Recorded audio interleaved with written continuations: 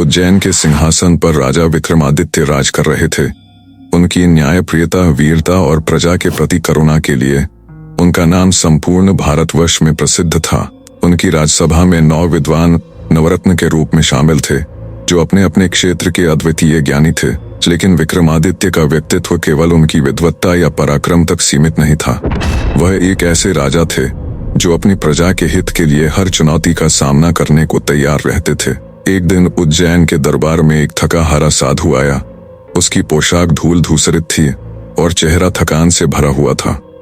उसने राजा के सिंहासन के सामने हाथ जोड़कर कहा, हे महाराज, मेरी प्रार्थना सुनिए। मेरे गांव में एक भूत ने डेरा डाल रखा है। वह हर रात गांव वालों को डराता है और पहेलियां पूछता है।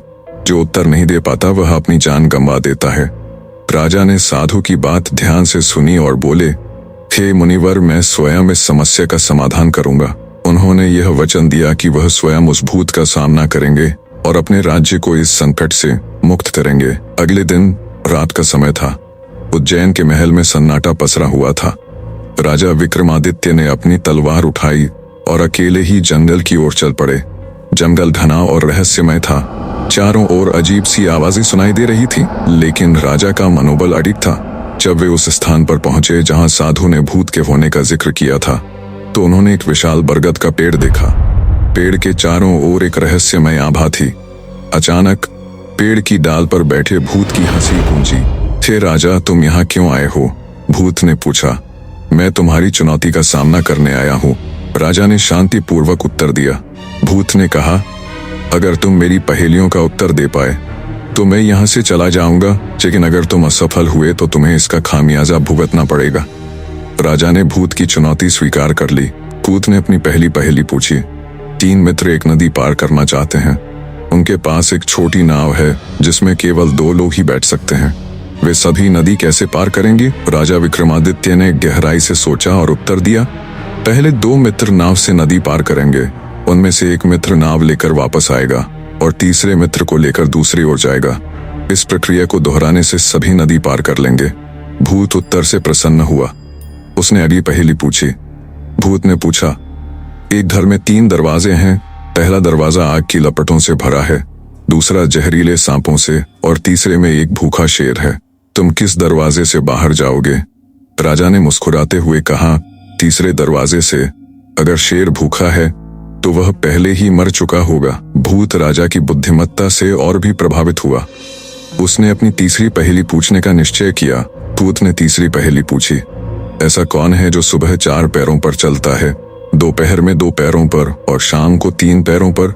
राजा ने तुरंत उत्तर दिया, मनुष्य। बचपन में वह हाथों और पैरों के सहारे चलता है, युवावस्था में अपने पैरों पर और वृद्धावस्था में लाठी का सहारा लेता है। भूत इस उत्तर से अत्यंत प्रभावित हुआ।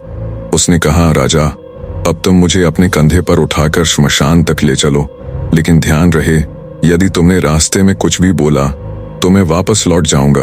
राजा ने सहमति दी और भूत को अपने कंधे पर उठाया। श्मशान की ओर बढ़ते समय भूत ने राजा को विचलित करने के लिए कई कहानियां सुनाई। उसने कई बार कोशिश की कि राजा बोल पड़े। हर कहानी में वह ऐसी स्थिति बनाता जिससे राजा की भावनाएं जागृत हों, लेकिन राजा ने अपनी चुप्पी बनाए रखी। रास्ता डरावना और सन्नाटे से भरा था, लेकिन राजा का साहस और धैर्य अडिग था। जब वे श्मशान पहुंचे तो भूत ने अपना असली रूप प्रकट किया। वह वास्तव में एक देवता था जो राजा की परीक्षा ले रहा था। देवता ने कहा, हे राजन, तुम्हारी बुद्धि, साहस और धैर्य ने मुझे अत्यंत प्रभावित किया है। मैं तुम्हें वरदान देता हूँ कि तुम्हारा नाम युगों युगों तक अमर रहेगा।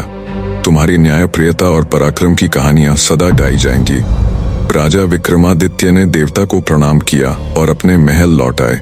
उन्होंने साधु और प्रजा को इस संकट से मुक्त कर दिया। उज्जैन की प्रजा ने अपने राजा की जय जयकार की।